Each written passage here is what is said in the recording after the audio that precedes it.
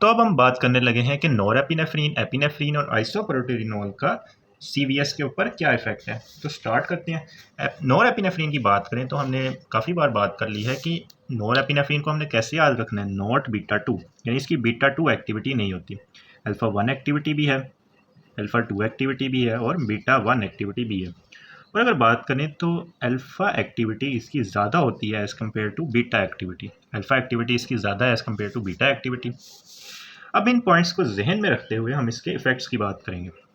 अब beta one receptors कहाँ पे प्रेजेंट है? हार्ट के ऊपर प्रेजेंट है, S A node, A V node वगैरह के ऊपर। तो जब बीटा वन रिसेप्टर स्टिमुलेट होगा, बीटा वन ने कब एक्टिव होना है? हाई डोज के ऊपर, क्योंकि लो डोज के ऊपर अल्फा रिसेप्टर एक्टिव होंगे। क्योंकि हमने बात की कि अल्फा के लिए अफिनिटी ज़्यादा है, तो लो डोज के ऊपर अल्फा स्टिमुलेट होंगे, जबकि हाई डोज के ऊपर जाकर बीटा स्टिमुलेट होंगे। बीटा वन स्टिमुलेट होंगे at high dose, high dose के ऊपर बीटा वन स्टिमुलेट होंगे। बीटा वन जब स्टिमुलेट होंगे तो क्या होगा कि हार्ट रेट बढ़ जाएगा, हार्ट रेट बढ़ जाएगा। उसके अलावा क्या होगा कि कॉन्ट्रैक्टिलिटी बढ़ जाएगी, हार्ट की कॉन्ट्रैक्टिलिटी बढ़ जाएगी। जब हार्ट की कॉन्ट्रैक्टिलिटी बढ़ जाएगी तो कार्डियक आउटपुट बढ़ जाएगा। क्या बढ़ जाएगा? कार्डियक आउटपुट बढ़ जाएगा। कार्डियक आउटपुट बढ़ गया। नेक्स्ट अल्फा वन की बात कर लेते हैं कि अल्फा वन रिसेप्टर प्रेजेंट होते हैं, हमें पता है कि आर्टरीज के ऊपर और वेन्स के ऊपर प्रेजेंट होती हैं। जब आर्टरीज के ऊपर अल्फा वन रिसेप्टर स्टिमुलेट होते हैं ना, तो आर्टरीज की वेजो कंस्ट्रिक्शन की वजह से क्या होता है कि सिस्टेमिक वास्कुलर रेजिस्टेंस इंक्रीज हो जाती है। आर्टीरियल वेजो कंस्ट्रिक्शन की वजह से सिस्टेमिक वास्कुलर रेजिस्टेंस इंक्रीज हो जाती है। सिस्टेमिक वास्कुलर रेजिस्टेंस की वजह से डायस्टोलिक ब्लड प्रेशर इंक्रीज हो जाता है, क्योंकि सिंपैथेटिक नर्वस सिस्टम है तो उसने ब्लड प्रेशर को इंक्रीज ही करना है ना। तो डायस्टोलिक ब्लड प्रेशर इंक्रीज होगा आर्टरी की वेजो कंस्ट्रिक्शन की वजह से। नेक्स्ट वेन की कंस्ट्रिक्शन की बात कर लेते हैं कि वीनो कंस्ट्रिक्शन की वजह से क्या होता है कि मोर ब्लड स्क्वीज होके चला जाता है। यानी अगर यहाँ पे ये वाली वेन स्क्वीज होगी तो ज़्यादा ब्लड चला जाएगा ना राइट हार्ट के ऊपर, राइट हार्ट के अंदर ज़्यादा ब्लड चला जाएगा, जिसकी वजह से हम कहते हैं कि वीनस रिटर्न बढ़ जाता है।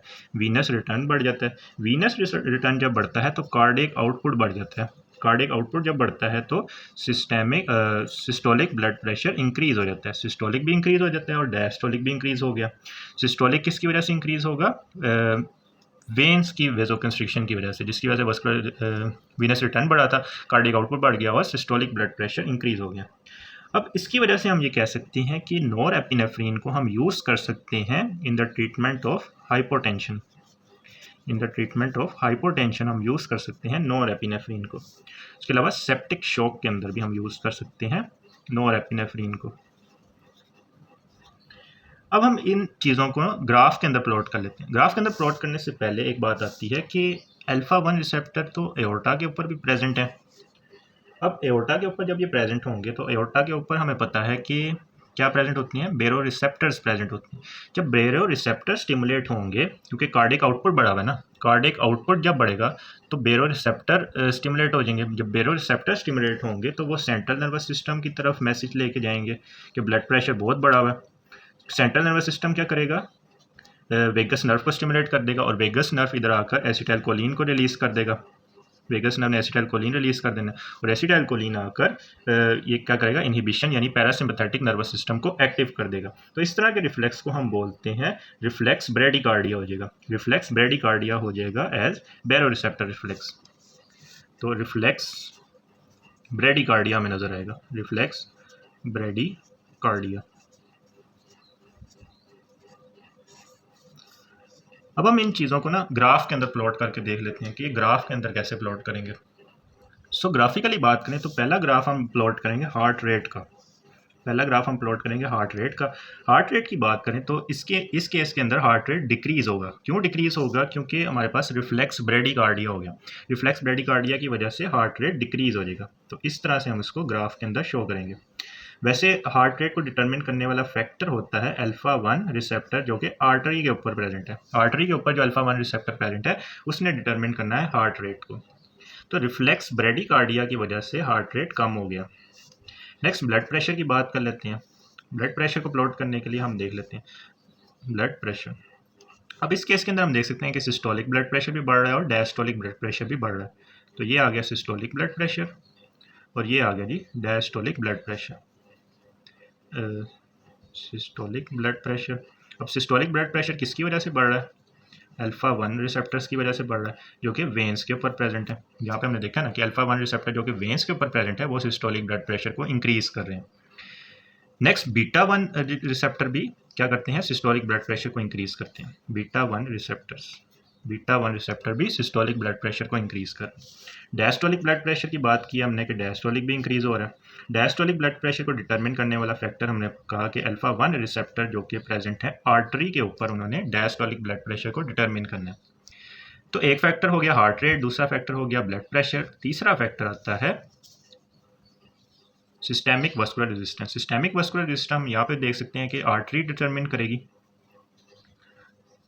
और ये इंक्रीज हो रही है। तो आर्टरी के जो अल्फ़ा 1 एड्रीनर्जिक रिसेप्टर हैं उनकी वजह से सिस्टेमिक वस्कुलर रेजिस्टेंस इंक्रीज हो रही है। नेक्स्ट आता है कार्डिक आउटपुट।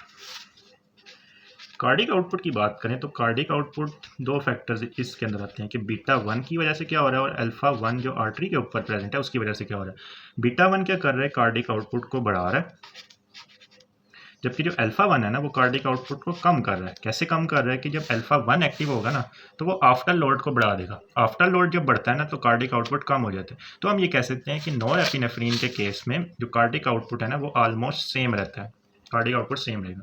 फिर आता है mean arterial pressure. Mean arterial pressure basically बराबर होता है diastolic blood pressure plus 1/3 of pulse pressure के। अब इस केस के अंदर हम देख सकते हैं कि डायस्टोलिक ब्लड प्रेशर इंक्रीज हो रहा है, ये वाला फैक्टर इंक्रीज हो रहा है।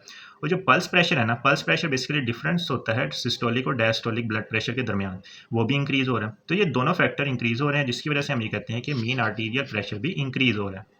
फिर आता है पल्स प्रेशर। पल्स प्रेशर हमने कहा कि इन दोनों के दरमियान का डिफरेंस होता है, वो हम डायग्राम में क्लियरली देख सकते हैं कि वो इंक्रीज हो रहा है। तो ये सारी बात होगी नॉरएपिनेफ्रिन की। नेक्स्ट हम एपिनेफ्रिन की बात कर लेते हैं। अब एपिनेफ्रिन की अफिनिटी की बात करें तो इसकी अल्फ़ा 1 के लिए भी अफिनिटी है, अल्फ़ा 2 के लिए भी, बीटा 1 के लिए भी और बीटा 2 के लिए भी इसकी अफिनिटी है। मोर प्रिसाइजली बात करें तो इसकी अफिनिटी बीटा के लिए ज़्यादा होती है और अल्फ़ा के लिए कम होती है। यानी ये लो डोज के ऊपर बीटा के ऊपर एक्ट करता है और हाई डोज के ऊपर ये अल्फ़ा के ऊपर एक्ट करेगा। तो स्टार्ट करते हैं। सबसे पहले हार्ट के ऊपर हमें पता है कि बीटा 1 प्रेजेंट है। जब ये बीटा 1 स्टिमुलेट होंगे तो ये क्या होगा, हार्ट रेट को इंक्रीज़ कर देंगे, हार्ट रेट को इंक्रीज़ कर देंगे। और इस केस के अंदर ये सिग्निफिकेंटली हार्ट रेट को इंक्रीज़ करते हैं, यानी ज़्यादा हार्ट रेट को इंक्रीज़ करते हैं। हार्ट रेट इंक्रीज़ होगा तो कार्डिक आउटपुट भी सिग्निफिकेंटली इंक्रीज़ होगा। नेक्स्ट बीटा 1 जब स्टिमुलेट होता है तो कॉन्ट्रैक्टिलिटी इंक्रीज़ हो जाती है। कॉन्ट्रैक्टिलिटी इंक्रीज़ होती है तब भी कार्डिक आउटपुट इंक्रीज़ होता है। अब इसकी वजह से हम ये कह सकते हैं कि हम एपिनेफ्रिन को यूज़ कर सकते हैं in condition like acute heart failure के अंदर यूज़ कर सकते हैं। उसके अलावा कार्डियोजेनिक शॉक के अंदर हम इसको यूज़ कर सकते हैं। उसके अलावा ये हार्ट रेट को भी बढ़ा रहा है तो हम इसको ब्रेडिकार्डिया के अंदर भी यूज़ कर सकते हैं और कार्डियक अरेस्ट के अंदर भी हम इसको यूज़ कर सकते हैं एपिनेफ्रिन को। नेक्स्ट आता है कि अल्फ़ा 1 एक्टिविटी हम समझ लेते हैं। इसमें हम मेनली आर्टरी के ऊपर जो अल्फ़ा 1 एक्टिविटी है उसको समझेंगे। तो अल्फ़ा 1 एक्टिविटी की वजह से क्या होगा, जब हम लो डोज की बात करते हैं, लो डोज की जब हम बात करते हैं तो ये किसके ऊपर एक्ट करेगा, लो डोज पे जब ये अल्फ़ा 1 रिसेप्टर के ऊपर एक्ट करेगा तो अल्फ़ा 1 एक्टिविटी कम होगी। जब अल्फ़ा 1 एक्टिविटी कम होगी तो सिस्टेमिक वस्कुलर रेजिस्टेंस कम होगी। सिस्टेमिक वस्कुलर रेजिस्टेंस जब कम होगी तो ब्लड प्रेशर भी कम होगा, यानी डायस्टोलिक ब्लड प्रेशर कम होगा। नेक्स्ट हमें पता है कि आर्टरीज के ऊपर बीटा 2 रिसेप्टर्स भी प्रेजेंट होती हैं। नॉरएपिनेफ्रिन का बीटा 2 पे एक्शन नहीं था, इसका है। तो बीटा 2 की जब एक्टिविटी होती है तो बीटा 2 की एक्टिविटी ज़्यादा होगी लो डोज के ऊपर, क्योंकि जब बीटा की अफिनिटी ज़्यादा है एज़ कम्पेयर टू अल्फ़ा, तो लो डोज के ऊपर अल्फ़ा एक्टिविटी कम होगी, बीटा एक्टिविटी ज़्यादा होगी। तो बीटा 2 की एक्टिविटी ज़्यादा होगी। जब बीटा 2 की एक्टिविटी ज़्यादा होती है तो वेज़ोडाइलेशन होती है जिसकी वजह से रेजिस्टेंस कम हो जाती है। रेजिस्टेंस कम होगी तो ब्लड प्रेशर भी कम होगा। तो ये बात होगी लो डोज के ऊपर, यानी ये क्या केस था, लो डोज का केस था। नेक्स्ट हम बात कर लेते हैं कि हाई डोज के ऊपर क्या होगा। हाई डोज की बात करें तो हाई डोज के ऊपर ये होता है कि जो अल्फ़ा 1 एक्टिविटी है ना वो हमें नज़र आती है। अल्फ़ा 1 एक्टिविटी ज़्यादा होगी तो क्या होगा, सिस्टेमिक वस्कुलर रेजिस्टेंस ज़्यादा होगा। सिस्टेमिक वस्कुलर रेजिस्टेंस जब ज़्यादा होगी तो ब्लड प्रेशर भी ज़्यादा होगा। तो हम ये कह सकते हैं कि एपिनेफ्रिन को हम यूज़ कर सकते हैं in the treatment of hypotension at high doses, यानी हाई डोजेस के ऊपर हम एपिनेफ्रिन को यूज़ कर सकते हैं हाइपोटेंशन को ट्रीट करने के लिए। लेकिन ये ज़रूरी याद रखना है कि हाई डोजेस के अंदर, हाइपोटेंशन या फिर शॉक की कंडीशन के अंदर। तो ये एपिनेफ्रीन की बात होगी। अब हम इसकी ग्राफिकल प्रेजेंटेशन को देख लेते हैं कि ग्राफिकली हम इसको कैसे ड्रॉ करेंगे। ग्राफिकली बात करें तो सबसे पहले हमने हार्ट रेट को देखना है। हार्ट रेट इस केस के अंदर ज़्यादा होगा। क्यों ज़्यादा होगा? क्योंकि इस केस के अंदर हमारे पास जो बैरोरिसेप्टर रिफ्लेक्स है वो नहीं होगा। अब बैरोरिसेप्टर रिफ्लेक्स क्यों नहीं होगा? क्योंकि इस केस के अंदर अल्फा 1 एक्टिविटी हमारे पास कम है, बीटा एक्टिविटी ज़्यादा है। तो इस केस के अंदर रिफ्लेक्स ब्रेडिकार्डिया नहीं होगा। यानी ये क्या करेगा? Increase in heart rate. और इंक्रीज इन हार्ट रेट क्यों होगा? बीटा 1 एक्टिविटी की वजह से। बीटा 1 एक्टिविटी की वजह से इसके अंदर रिफ्लेक्स ब्रेडिकार्डिया क्यों नहीं हुआ? क्योंकि इसके अंदर अल्फा 1 एक्टिविटी कम है।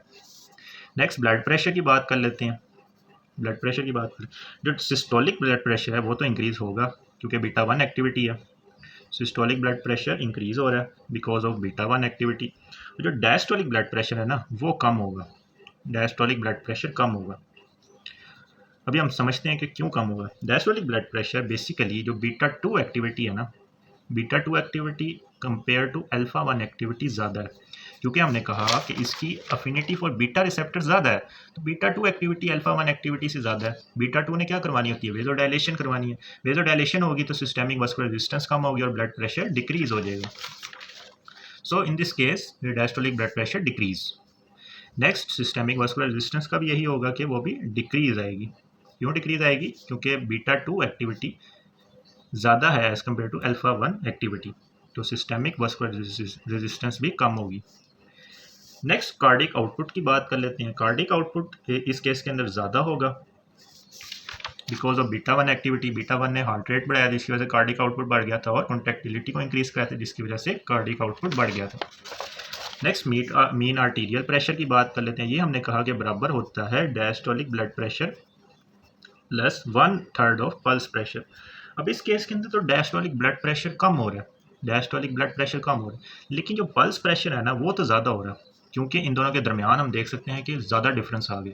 अब चूंकि इन दोनों के दरमियान ज़्यादा डिफरेंस आ गया तो ओवरऑल बात करें तो डायस्टोलिक ब्लड प्रेशर तो थोड़ा सा ही कम हुआ, लेकिन जो पल्स प्रेशर है ना वो काफ़ी ज़्यादा हो गया। पल्स प्रेशर इन दोनों के दरमियान का डिफरेंस है जो कि काफ़ी ज़्यादा हो गया। अब चूंकि ये एक फैक्टर थोड़ा सा कम है, लेकिन ये जो ज़्यादा है ना वो बहुत ज़्यादा है, तो इसकी वजह से हम कहते हैं कि ओवरऑल जो मीन आर्टीरियल प्रेशर है ना वो इंक्रीज़ हुआ है। तो ये मेन आर्टीरियल प्रेशर की बात होगी। नेक्स्ट पल्स प्रेशर की हमने पहले ही बात कर ली है कि वो ज़्यादा है, तो ये बात होगी एपिनेफ्रीन की। नेक्स्ट आइसोप्रोटीनोल की बात कर लेते हैं। आइसोप्रोटीनोल हमने पहले भी डिस्कस किया था कि इसको हम याद रख सकते हैं। Iso mean same, so it has equal affinity for beta 1 as well as beta 2। Beta 1 and beta 2 के लिए इसकी इक्वल अफिनिटी है और अल्फा 1 के लिए इसकी नेग्लिजिबल होती है। तो मेनली हम बीटा 1 और बीटा 2 को देखेंगे। बीटा 1 वही केस आएगा कि हार्ट रेट को बढ़ा देगा जिसकी वजह से हम इसको एज ब्रेडिकार्डिया के अंदर यूज़ कर सकते हैं। हार्ट रेट बढ़ेगा तो कार्डिक आउटपुट भी बढ़ेगा। नेक्स्ट ये कॉन्ट्रा इंडिकेटेड होगी इन टैकीकार्डिया, क्योंकि ये हार्ट रेट को बढ़ा रही है ना, तो हार्ट रेट को क्योंकि ये बढ़ा रही है तो हम इसको कॉन्ट्रा इंडिकेटेड लेते हैं इन टैकीकार्डिया। नेक्स्ट कॉन्ट्रैक्टिलिटी को भी ये इंक्रीज़ कर रहा है, क्योंकि ये कॉन्ट्रैक्टिलिटी को इंक्रीज़ कर रहा है तो ये कार्डिक आउटपुट को ज़्यादा कर रहा है। ये तो होगी बीटा 1 की बात। नेक्स्ट बीटा 2 की बात कर लेते हैं। बीटा 2 ने क्या करवानी है? वेजोडाइलेशन करवानी है जिसकी वजह से सिस्टेमिक वास्कुलर रेजिस्टेंस कम होनी है और ब्लड प्रेशर ने कम हो जाना है। तो ये आइसोप्रोटीनोल की बात होगी।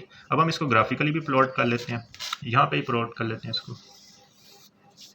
सबसे पहले ग्राफ आएगा हार्ट रेट का। अब इस केस के अंदर बीटा 1 एक्टिविटी है, अल्फा 1 तो है ही नहीं। बीटा 1 एक्टिविटी है, अल्फा 1 की वजह से ही होता है ना रिफ्लेक्स ब्रेडिकार्डिया, जो कि बैरोरिसेप्टर की वजह से होता है, तो वो तो है ही नहीं, तो रिफ्लेक्स ब्रेडिकार्डिया नहीं होगा। इस केस के अंदर हार्ट रेट इंक्रीज ही होगा बीटा 1 एक्टिविटी की वजह से। नेक्स्ट आता है ब्लड प्रेशर। ब्लड प्रेशर में जो सिस्टोलिक ब्लड प्रेशर है वो तो इंक्रीज हो रहा है बीटा 1 एक्टिविटी की वजह से। Systolic blood pressure increase because of beta 1 activity. और जो डायस्टोलिक ब्लड प्रेशर है ना वो इस केस के अंदर बहुत ज़्यादा डिक्रीज हो जाता है। बहुत ज़्यादा डिक्रीज क्यों होता है? क्योंकि बीटा 2 एक्टिविटी होती है।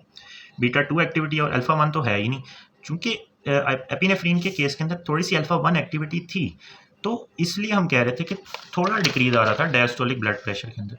लेकिन चूंकि आइसोप्रोटीनोल के अंदर अल्फा 1 एक्टिविटी है ही नहीं, बीटा 2 एक्टिविटी है, तो इस केस के अंदर डायस्टोलिक ब्लड प्रेशर बहुत ज़्यादा नीचे चला गया। तो diastolic blood pressure decrease because of beta 2 activity.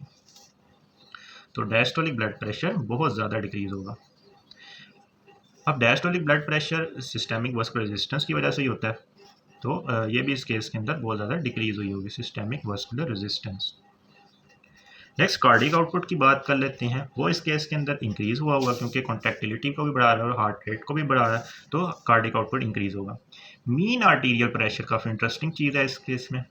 Diastolic blood pressure plus 1/3 of pulse pressure. अब देखें, जो डायस्टोलिक ब्लड प्रेशर है वो बहुत ज़्यादा डिक्रीज़ हो रहा है, लेकिन जो पल्स प्रेशर है वो तो हम देख रहे हैं ना कि काफ़ी ज़्यादा इंक्रीज़ भी हो रहा है। पल्स प्रेशर क्या हो रहा है, इंक्रीज़ हो रहा है, क्योंकि इन दोनों के दरमियान डिफरेंस देखें ना काफ़ी ज़्यादा है, तो पल्स प्रेशर इंक्रीज़ हो रहा है। लेकिन अगर आप इस फार्मूले के ऊपर गौर करें ना, तो फार्मूला ये बता रहा है कि जो मीन आर्टीरियल प्रेशर है ना, उसको डिटरमिन करने वाला मेन फैक्टर है डायस्टोलिक ब्लड प्रेशर। क्यों? क्योंकि diastolic blood pressure main factor इसीलिए है क्योंकि पल्स प्रेशर के आगे देखो ना 1/3 लगा हुआ है, यानी पल्स प्रेशर का 1/3 मिलाएंगे तो मीन आर्टीरियल प्रेशर का फैक्टर डिटरमिन होगा, यानी 1/3 है पल्स प्रेशर का, जबकि डायस्टोलिक ब्लड प्रेशर के आगे 1/3 नहीं लिखा हुआ। तो मेन फैक्टर इसका डायस्टोलिक ब्लड प्रेशर है। क्योंकि डायस्टोलिक ब्लड प्रेशर बहुत ज़्यादा कम हो रहा है, पल्स प्रेशर इंक्रीज हो रहा है और पल्स प्रेशर 1/3 है इसका, तो ओवरऑल बात करें तो जो मीन आर्टीरियल प्रेशर है वो डिक्रीज हो रहा होगा। तो ये था कॉन्सेप्ट हमारा नॉर एपिनेफ्रीन, एपिनेफ्रीन और आइसोप्रोटीनोल के बारे में। अब कैसे याद करें कि कौन सी चीज़, कौन से कंपाउंड की अल्फ़ा एक्टिविटी ज़्यादा है, बीटा एक्टिविटी ज़्यादा है।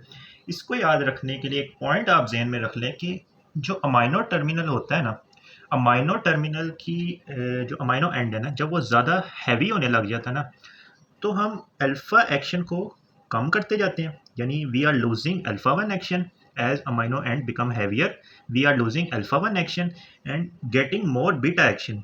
यानी जब अमाइनो एंड ज़्यादा हैवियर होता है ना, तो हम अल्फ़ा एक्शन को कम करते जाते हैं, यानी वी लूज अल्फ़ा एक्शन, और बीटा एक्शन को हम गेन करते जाते हैं।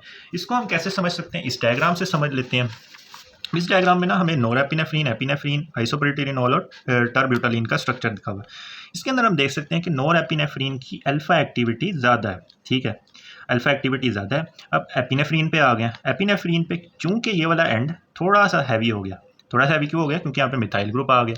तो एज वी ये लिखा हुआ ना, as amino end become heavier we are losing alpha 1 activity. Amino end पे हमने मिथाइल ग्रुप ऐड कर दिया, जिसकी वजह से अल्फ़ा एक्टिविटी को इफेक्ट किए बगैर हम बीटा एक्टिविटी पे आ गए। बीटा 2 इस केस के अंदर नहीं था नोर एपिनेफ्रीन में, एपिनेफ्रीन में आ गया।